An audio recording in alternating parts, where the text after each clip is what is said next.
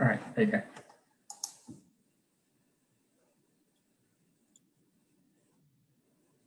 It's recording, so you can like start whenever, once it loads. All right, so welcome back to week 9 when we are properly starting off with cardio. Cardiology, it feels very much like your first, I guess, insight into like proper medicine, like not to say MSK isn't med, but cardio just feels is very much so like later on, like all the systems kind of relate to cardio in one way or the other. And a lot of ideas that you kind of learn here are really important. So make sure you try and get like a good fundamental basis to all of this. Okay, so I'm going to go through very, very basic vascular cardiology. Like it is not like Chris Wright goes ham. I didn't get it like during like when he went through it. I just kind of learned the very basics. And I think the Pareto rule applies here. 20% of the content can cover 80% of the marks. Like this is cardio kind of in a nutshell, but you actually need to understand like the 20% really, really well so that you can actually apply that to like literally every question. And then at least you can like deduct a lot of the questions, like the options that are just straight up wrong, like with sort of a logical framework in your mind. So I don't know if this is high yield, like this is probably the most high yield out of the vascular physiology, but like it's really important. So it's really important for you to kind of understand this. Okay, so the first concept is pressure, flow, and resistance. Okay, so what is this? All right, so basically, like for this one, just understand the formula. Okay, so if you understand the formula, it becomes so much better. It basically is the change in pressure. So the delta P, so that's the change in pressure, is equal to the flow. So that's Q times by the resistance, which is R, right? Q times R equals to the change in pressure. Or it can also be written as MAP. So that's the mean arterial pressure. Just think of that as blood pressure. Your lecturers will go a little bit more into it. In particular, there's a formula to calculate it based on your systolic and your diastolic blood pressure.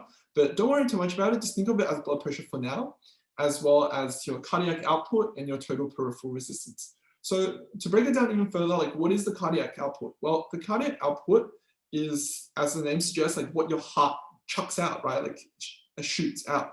And so the cardiac output is the heart rate. So like how many beats there are, right? Times by the stroke volume. So that's like how much blood actually gets pumped out on every single kind of ejection, every single ventricular contraction into the systemic sort of circulation.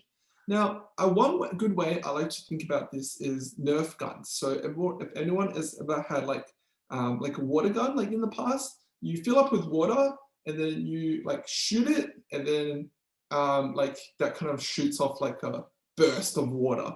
But then like sometimes like you got to pump up the pressure again, right, until you can shoot it again. So then the heart rate is like how many times you can shoot the water soaker in, let's say, like a minute.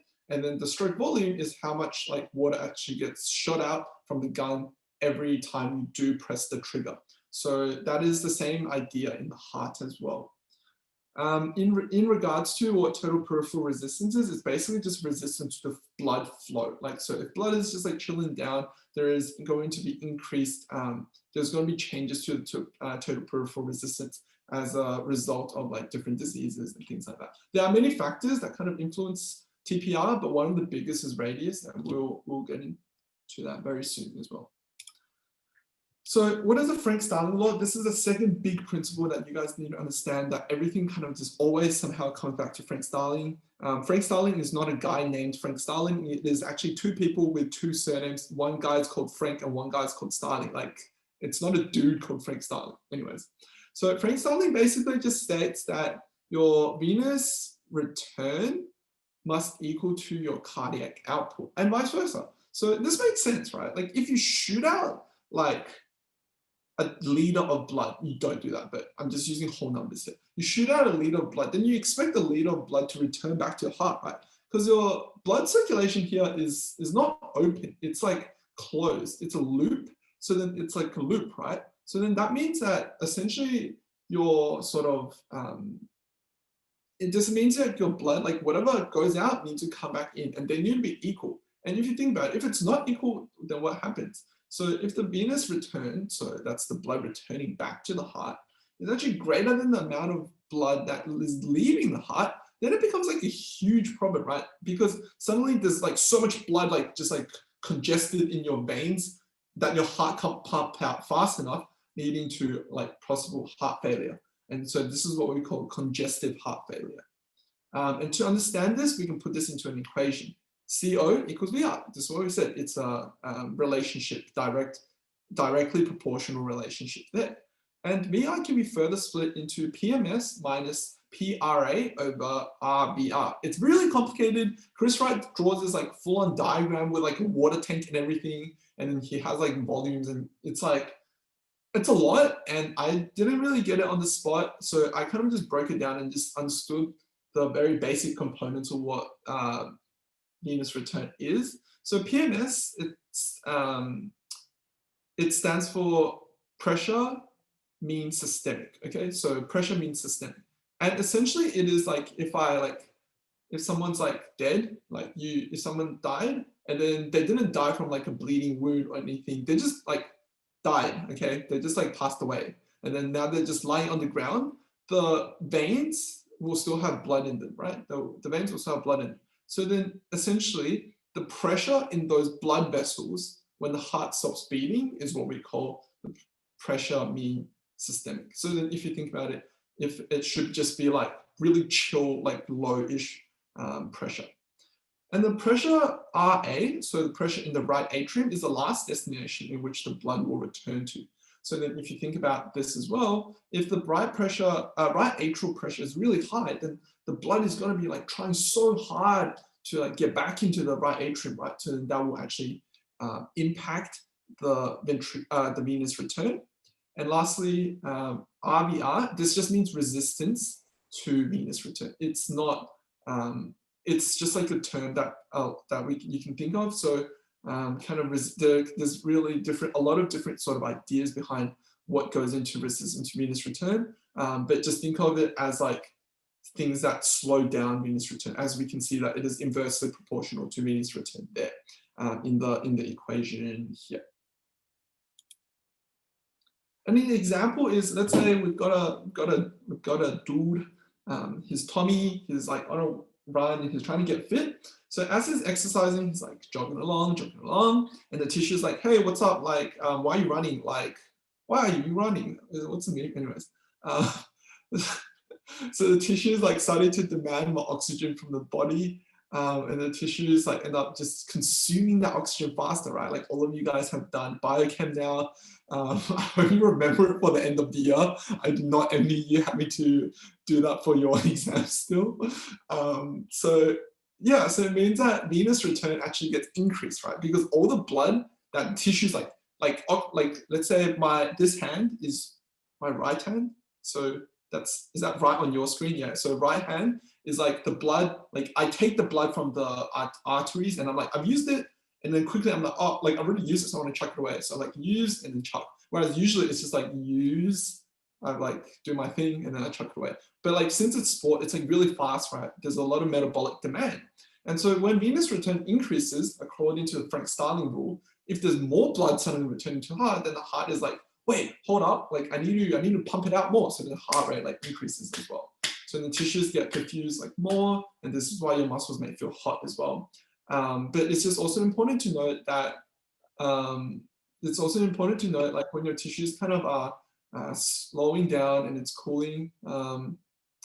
Hey Jeff, the autoregulation happens and then constriction of the arteries occur, and this increases arterial blood pressure. And once that happens, tissue flow and demand like slowly calms down once your parasympathetic nervous system kicks in and cardiac output is once again reduced. So this is like the homeostatic sort of cycle that we have. Okay, Poiseuille's law, I can't really pronounce it. This part is from Amboss, like I just copied this, like the two blocks of flow diagrams, but it's really complicated, right? It's like, oh, like vessels, the radius, like vasoconstriction leads to increased systemic vascular resistance, which is the same as TPR, by the way, and that leads to pressure downstream. Like all of this doesn't really make sense, but this side, I just want to like point out systemic vascular resistance is the same as TPR. People use different like terms. It's the same thing. systemic vascular resistance is equal to total peripheral resistance, and is inversely proportional to the radius to the power of 4. Like, sounds really complicated, don't stress, it is literally just this. I am very kind of proud of my diagram here. So literally, like, think of the left as being upstream, the left part, like the thick part, as upstream, and the right part as downstream, okay? So we're in a water, like we're in a river, it's like upstream, downstream, okay? So resistance is just literally equals to 1 over r radius to the power of 4. Okay, and the way to remember this, right? If I vasoconstrict here, right? So then look at the upstream, like there's such a tiny hole now for like so many red blood cells to want to move down. And the pressure actually increases there then, therefore. Does that make sense? It's because if the pressure increases there, then suddenly all the red blood cells are just like knocking all over like the blood vessel wall, and the pressure actually just shoots up through the sky and increases. But then, since not that many red blood cells can actually go downstream, the pressure actually isn't that high anymore. And that's the way that you remember. Try and visualize all of this, okay? So essentially Poiseuille's law and like all of these laws, just if you visualize it, if you know how they work, if they know how in conjunction they kind of go into rhythm with each other, it is so much better. Just remember that pressure is just the force and number of particles hammering on about the wall of the vessel. Likewise, if you think about vasodilation, then that means that there's suddenly more space, so the pressure actually goes down above, but then since it's flowing downstream so much faster, there's going to be increased downstream because there's going to be more particles downstream. So it's just literally particles and vessel size. Like that is what we need to remember out of this part of radius resistance. Vascular compliance, literally, like Chris Wright draws this like diagram 3 times, like with the V and like the shooting up and things, but just remember that kind of veins, since they're really compliant, they don't have like kind of smooth muscle, they don't have like a lot of like even cartilage around kind of some like essentially veins are really chilled, they can grow a lot, they're very flexible, and they can hold up a lot amount of blood. So then if a question does ask you like where is most of the blood found? Is it in arteries or is it veins? And you would say it's probably more so in veins. And compliance is equals to change in volume over the change in pressure. Okay, that was a quick rundown of basic VASC physiology. I don't know heme, so I will not be teaching that. Like no one knows heme, like it's a mystery. Cardiac physiology is a little bit more understandable, so let's get into it. All right, a very basic heart. I really like this diagram. I know it just looks nice. Anyways, so the heart basically has 4 chambers. You guys already know 2 atriums up in the top, 2 ventricles down in the bottom, 4 valves, and 2 nodes. All right, so literally the only like anatomy you need to know for now. Like I know we go into coronary circulation and things like that later, but at this point, like this is kind of it. Like and also maybe just like know the like blood vessels, like the arch of the aorta is above the pulmonary artery and things. But for our purpose today in cardiac phys, this is kind of all you need to know. Okay, so in terms of cardiac conduction, we start off with the SA node, and then it shoots to the AB node. So that's the sinus node, sinoatrial node, all the way to the atrioventricular node, and then that moves down into the His bundle. I was thinking, why is it called His? Because apparently some dude's name is also named His. And then that goes down into the right bundle branch and the left bundle branch. This is not hard. Like you guys learn this once, you see it once, and you remember. Like you don't even need to like Anki this. Like you just kind of know it. Like it's SA to AB, AB to His to bundle branch. Like that's it. It's not complicated. Like 4 steps, right? So the more difficult thing is like, what are the waves and like all of these things, right? That's a bit confusing. So sinoatrial node and ventricular action potential. Ventricular action potential is is equal to the kind of resting membrane potential plateau phase, and the pacemaker potential is equals like no stable. There is no stable resting potential. So it's just like constantly firing, and that makes sense because like you don't want your heart to be like, oh, I'm just not gonna fire right now because nothing's telling me to. No, you're like, no, I need my heart to keep beating, right? So it's sort of that logic. Good. In this diagram here, therefore, with the same idea, this red line we see is the funny waves of the pacemaker cells, and then this sharp wave here is the ventricular action potentials. It's just another diagram illustrating the same thing a little bit more clearly. We see the different phases here, and we see the slow moving action potential here. I'll go into more each of them in particular now as well. So the SA node, like firstly, is just a natural pacemaker of the cell. It is got specialized pacemaker cells. It generates things spontaneously, so it doesn't need like a lot of extra neural input. But it is influenced by the autonomic nervous system, so that's your parasympathetic and sympathetics. And it's also supported by the sinus node artery, which comes from the RCA. But do not worry about that right now.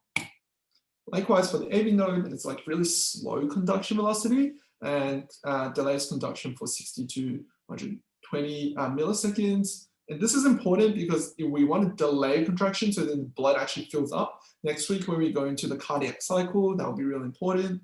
And next week, we'll also have, you will have 14 pages of notes coming your way. Like it's like handwritten, so it's quite nice. Yeah. And also it's supplied by the AV nodal artery. Purkinje fibers, it's like a pretty funny word to say, is one of the fastest kind of like parts of the cardiac conduction system. And it's really kind of synchronized. This is probably the more important thing. It's a synchronized contraction of the ventricles. So the right ventricle and the left ventricle, left going into systemic circulation, and the right ventricle going into the lungs. And it forms a functional syncytium. Basically, just means incoming stimuli is very quickly, like via gap junctions. And gap junctions allows for like no delay in the conduction of the electric signal. Okay, so funny channels are called F for funny or H for hyperpolarization. Most of the time, they're just referred to as F. It's slow inward influx of sodium. And the pacemaker potential is kind of firstly initiated by this inward sodium concentration and it's followed by an inward calcium increase and gradual decrease in outwards potassium and upstroke in calcium again, and then repolarization. Okay, like me telling you this right now doesn't make any sense, but it will make sense once you just draw it out for yourself a few times and think about why like these channels opening and closing will have its own respective sort of change on the graph. I think like you just need to think about how the graph moves and why it's moving like that and what can cause it to move like that. The better diagram kind of here that we see. So this is for the myocyte contraction, like in the ventricles, phase 0, 1, 2, 3, 4, with 0 and 4 kind of more so illustrating the resting, and 1, 2, 3 illustrating the kind of, this is the polarization, coming down, repolarization for a little bit, briefly, and then plateau, and the final repolarization in phase 3. But I have a kind of a table here that just summarizes literally everything. So in stage, so initially, like before the ventricles are kind of going off, it's just like chilling, steady potassium efflux. So E for exit, efflux. And the phase 0, it's like when it suddenly jumps up, right? Like think about phase 0 as like the T0, right? Like when you think of the rockets shooting off into the galaxies, it's like you count down from 10 and it's like 3, 2, 1, blast off. Blast off is 0, right? In 0 seconds. So sodium suddenly comes in and shoots it over the membrane potential at 0, and then it goes into phase 1. And then phase 1 is like, oh, okay, like we're pretty high, let's come down a bit. And so the influx of chloride and efflux of potassium, so it just cancels it out, right? The chloride is negative, and then that coming in with the efflux of potassium, which is positive, moving out, like brings the entire thing down a bit. But in phase 2, the plateau sort of happens, right? So the plateau happens and the calcium channels kind of open up cytosolically within the cells, and then the membrane potential sort of stabilizes, as you see with the flat kind of line there. And finally, in phase 3, we see the potassium channels kind of efflux out of a lot of, and it just basically gets rid of a lot of the potassium. And then finally, in phase 4, steady exit of potassium again, rinse and repeat. Once again, just the funny channels. This diagram is also from Amboss. It's really good. I just follow it every time when I'm kind of revising and thinking about the drawing. This is basically what I've already said in the previous one, but I just wanted to show this diagram here again. So in terms of autonomic activity, as we were talking about before, the sympathetic stimulation affects both the atrium and the ventricle. So that is due to the sympathetic cervical trunk from the sympathetic ganglion.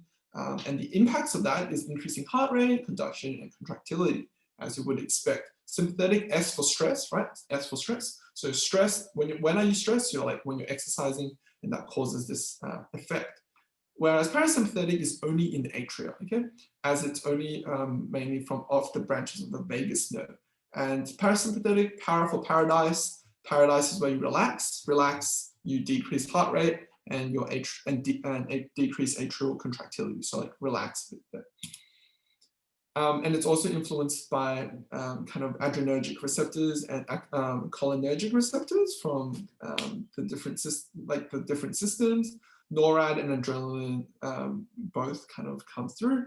The thoracic spinal nerves is like the sympathetic ganglion through the NORAD, so noradrenaline, and then the adrenaline coming from the bloodstream, produced possibly through your adrenal medulla, yeah. And then parasympathetic is acetylcholine, right? Everyone's kind of did some of that revision last semester, and acetylcholine is kind of like your muscarinic receptors and relaxing a little bit there. Also specifically on pacemakers as well. So red representing sympathetic, and your green representing your parasympathetic. So that green is probably not that readable, but yeah. So essentially, increased sympathetic would make the wave smaller, right? Because if the wait, is it amplitude? No, amplitude is like vertical, and then. Dude, I haven't done sine graphs in frequency. Yeah, frequency, right? Yeah, the period. Yeah, it's a period. The period. Yeah, so the period of the graph is like if it's smaller, like if each wave is like more squished, then that means you can have more waves in the same domain. I literally cannot like maths, so bear with me. And whereas in the green one, like if each one is really fat, like I just think of it as like if you have like 1 meter line, and then you have like 2 teddy bears that are 5 meters, that are like 500 centimeters kind of wide, then you can only have 2. Whereas if you have like 100, oh my God, I can't math. But like, yeah, basically, smaller it is, the more you can fit in the same sort of length. Yes. Good. That is pretty much all. Oh, this is just yeah, but basically all of cardio, just please make sure that you just think of it in relation to each other, and just think about how they kind of relate, and think about it physically rather than thinking about it kind of not physically. Like think about how it moves in relation to each other and what it looks like, and that will just really help you. Cool. Thank you. To tutoring. Yeah, better go tutoring. So yeah, guys, if you have any questions, shoot me a message, and we will go through it. Bye. Cheers. We're probably going to do Kahoot now, I think. Oh boy, am I lagging? Am I lagging?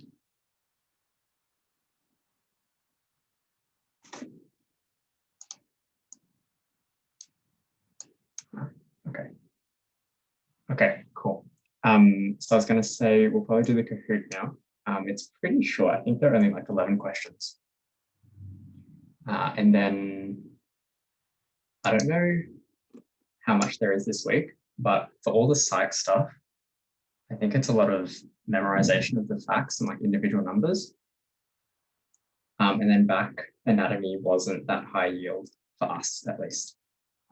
Like we were talking about it before, and all it was just labeling the bones, which is pretty straightforward, I think. It's not overly difficult. There's not that much like innovation stuff, which is pretty sweet.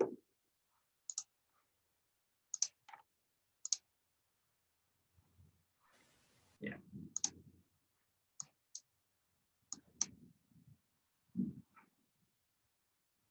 Yeah, so join the Kahoot and then we'll smash through it. And then we'll see like what we want to cover next.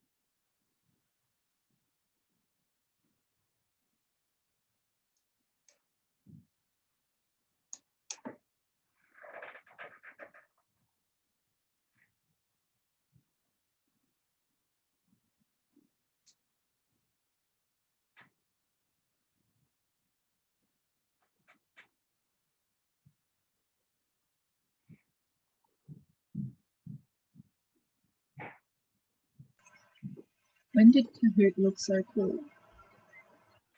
It changed. Yeah. I think they updated it like a couple of weeks ago. Did you get your Zoom working, Jaching? It's still glitching. I think it might just not be Zoom, it might just be my laptop.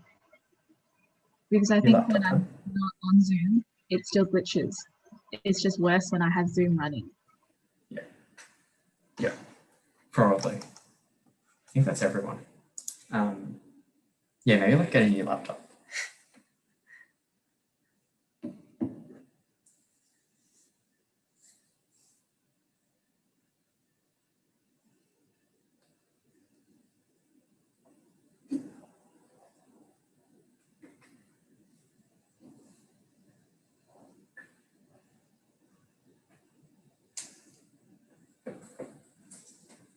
Sweet. Cool. So opioid analgesics get rid of the pain by kind of manipulating the descending pathway. So we're going to be manipulating kind of the modulatory descending pathway. And the way we're going to do that is by activating the mu receptors. So these are very, very strong. Yeah, and there are a bunch of questions after this about what we can use them for.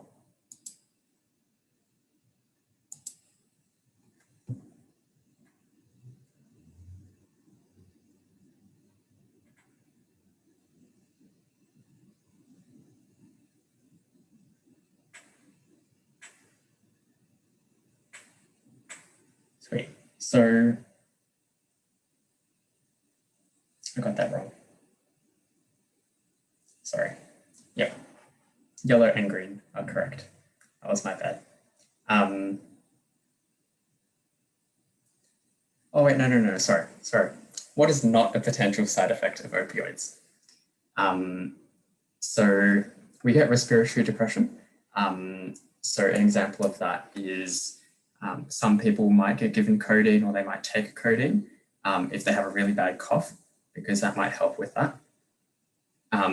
Also, if you take too many opioids or if you overdose, your breathing really, really slows down and you might not be able to breathe.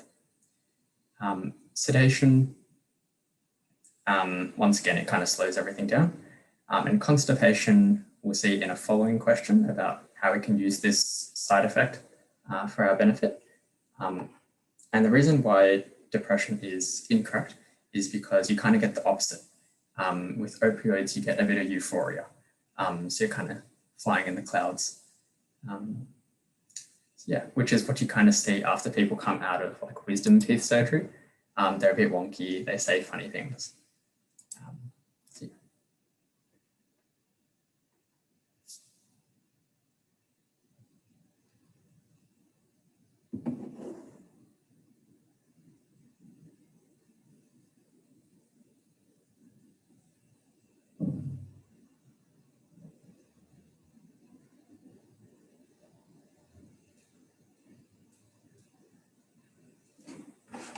Sweet, good.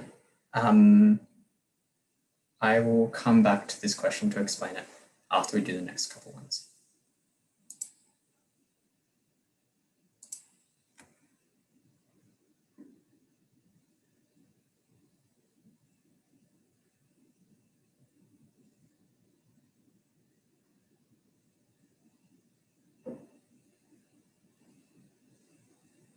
Sweet.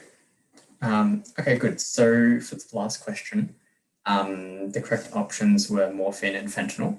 And that's because those were pretty good opioids, and they kind of go systemically. So they're pretty well absorbed by the gut. So they have an analgesic effect. Naloxone, I believe, was the green option. Now that one is actually the opposite of a mu receptor agonist. It's a mu receptor antagonist. And the only reason you would use that is if you had someone who had overdosed on opioids. And then the other one was loperamide, which is what we have as the correct option here. Now the reason it's good for people who have really, really, really bad diarrhea is because it doesn't get absorbed well by the stomach. So it basically just sits there and it causes that side effect of constipation. So it slows everything down and helps you with your toilet actions. So yeah, loperamide is for diarrhea. Doesn't really do anything for your pain though.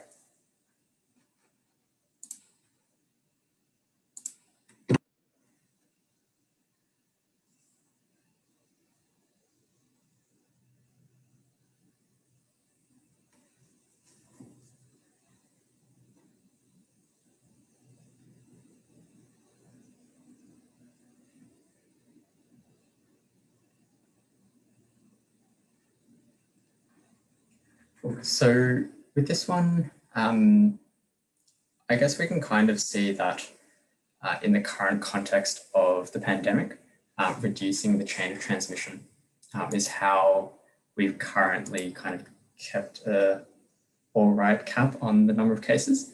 So that involves like hand hygiene, wearing masks, preventing the transmission of those droplets. And that's blocking the mode of transmission, which is very blurry. But it's the bit between the portal of exit and the portal of entry. And that's the best and easiest way of stopping things. So you'll see time and time again that they'll focus on hand washing, and that's because that's what they're targeting.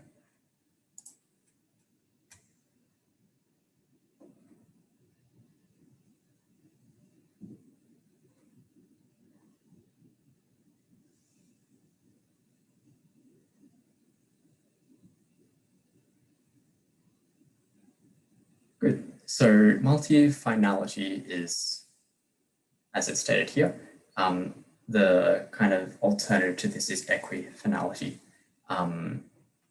where it's various risk factors resulting in kind of one condition. So I think those are two good keywords to know for the exam in case they pop it on you.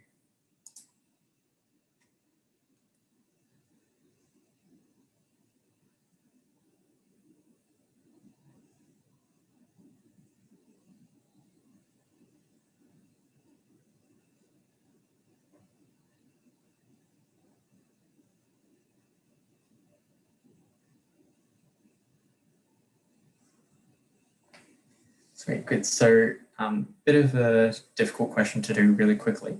But yeah, sensitivity is the probability that someone with the disease will have a positive sign.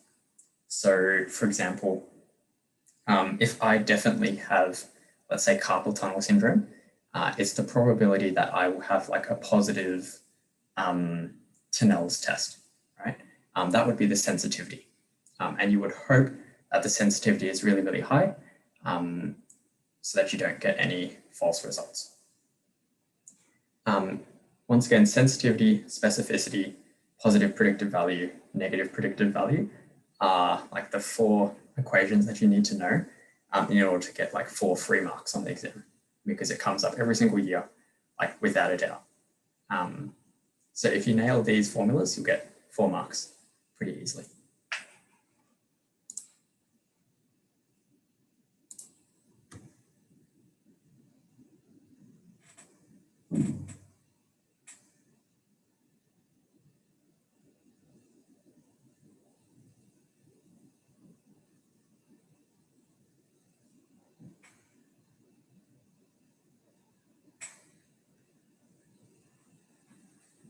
Cool. So length time bias is the kind of bias you get when you increase the amount of screening. So it's essentially because you're looking for more disease, you're bound to find more. You're bound to find cases that wouldn't normally be found. The other bias that they kind of talk about is lead time bias, and that is when you diagnose earlier, so it seems like people are living for longer, when in reality they're still living for the same period of time.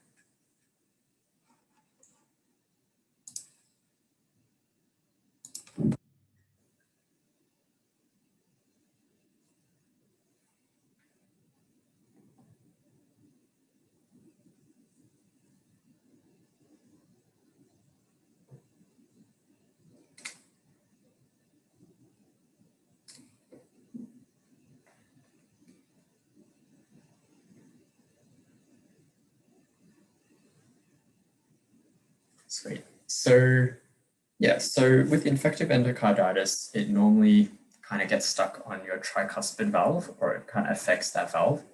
Yeah, you guys haven't done heart anatomy yet, but the tricuspid valve is between your right atrium, going to your right ventricle.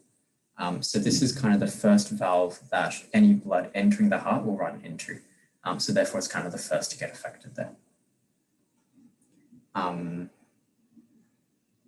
Yeah, that's not to say that the other valves won't be affected, but it's just the tricuspid is particularly vulnerable, I guess.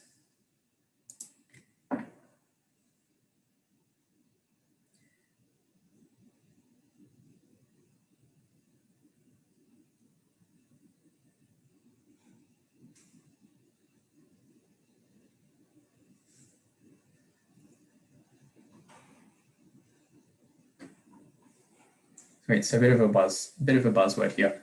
Kind of remembering that you have Staph aureus on your skin, or it might be kind of living on shed needles. So if you break that skin barrier, then it can travel through your blood supply and end up back in your heart. Next question is pretty similar as well.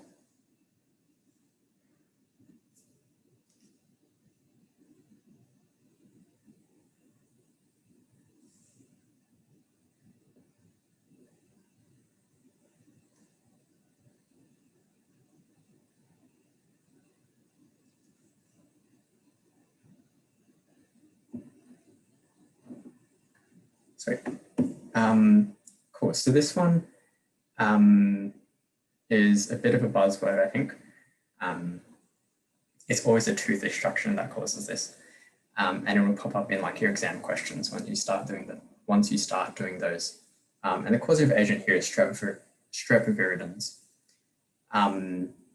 So what happens is you get an extracted tooth, it becomes probably a bit infected, it travels through the blood, and once again ends up in your heart.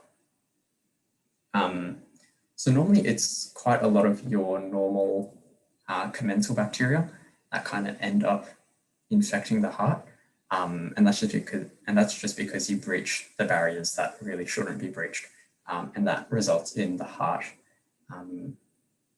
getting infected, and you ending up with infective endocarditis. Enterococci is another option that you might get tested on.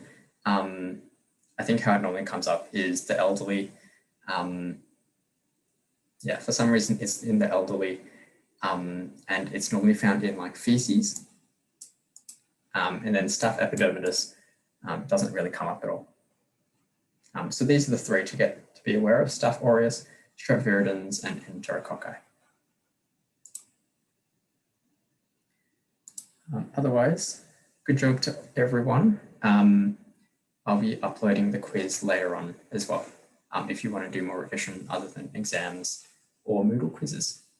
Otherwise, if anything didn't really make sense, shoot me a message and then we'll try to figure something out.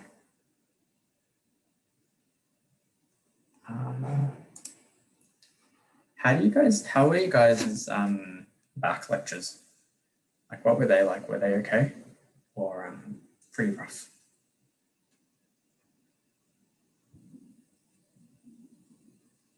Also, did Jitin drop on it just using it.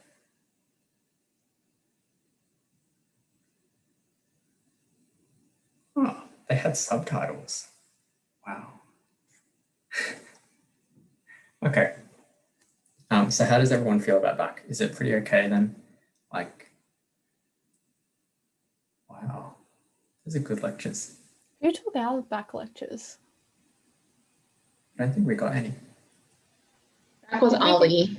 We had one Ali lecture. We did. Yeah, we had one. I remember because he cut his hair for it. I must not have been there. I remember Must I not have watched turned it up then. online as a live stream. Wow.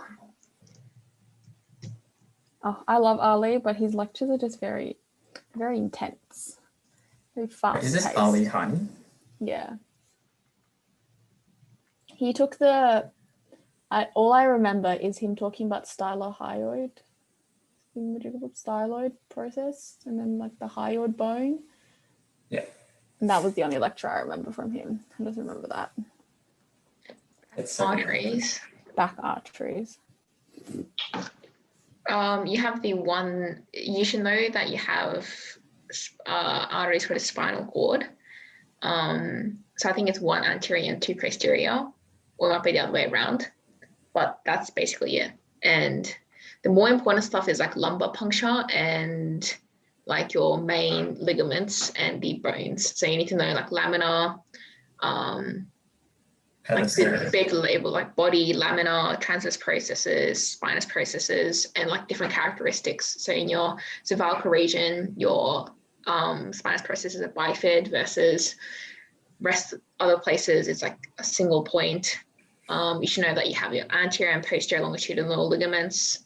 And when you have a back herniation, it affects the spinal, what's it called, nerve below it.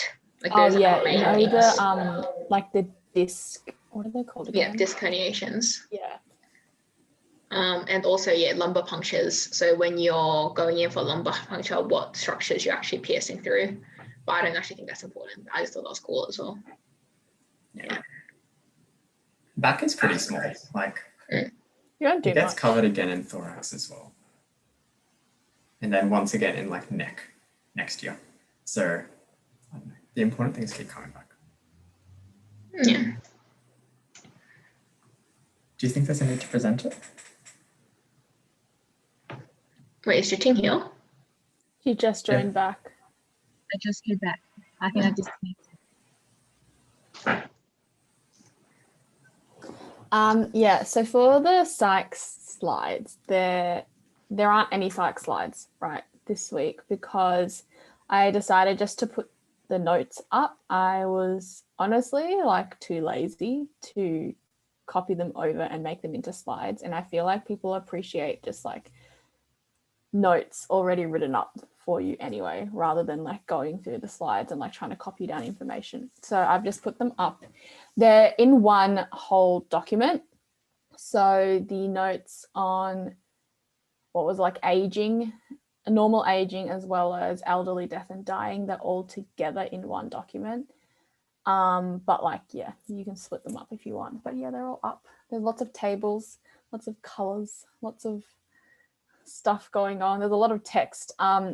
To be completely honest, I don't remember many questions being on like elderly death and dying, potentially on like voluntary assisted dying or like physician assisted suicide, but like very like you only really like for honestly the most high yield stuff will probably come from like normal aging, just knowing like a few facts about what happens as we age. All of the really nitty gritty details, probably not that high yield. There's one thing that kept coming up, I remember from last year. It was the definition of death and like the clinical signs that have to be fulfilled. But yeah, that's all up in the notes. If that's like one thing to remember, you would remember that. It's like, the rest it's is just a list of things. Yeah. But yeah, so no slides from me today. And Clin Skills, just listen to your tutors and follow the notes. That's all. I don't think I've ever heard of someone needing to do a back exam. We never did one. So, and Yeah. the back exam is like, you have to do like the measure thing. Like you have to like make them like do the flexible. Like, that's all I remember. Like you had the tape measure and you had to make them bend down to like measure their, like how far they could bend. Anyway, Yeah, that's so all I that's could the remember from Schreber's school. one. So know your main tests and what they actually indicate. So Schreber is if it's less than 5 centimeters, that can indicate things like ankylosing spondylitis. So it can come on exams. So just know these signs and the tests and what they indicate. Yeah. But yeah, that's nothing from me this week. Yeah, I don't think this week is too heavy other than like back anatomy, but by the sounds of it, it's pretty good. Your notes are amazing, Heidi, apparently. They're not all my notes, Yeah. but like whatever. Yeah, otherwise, like if no one has anything to present, then I think we can probably finish it off there. Yep. Does anyone have any dying questions about HLS?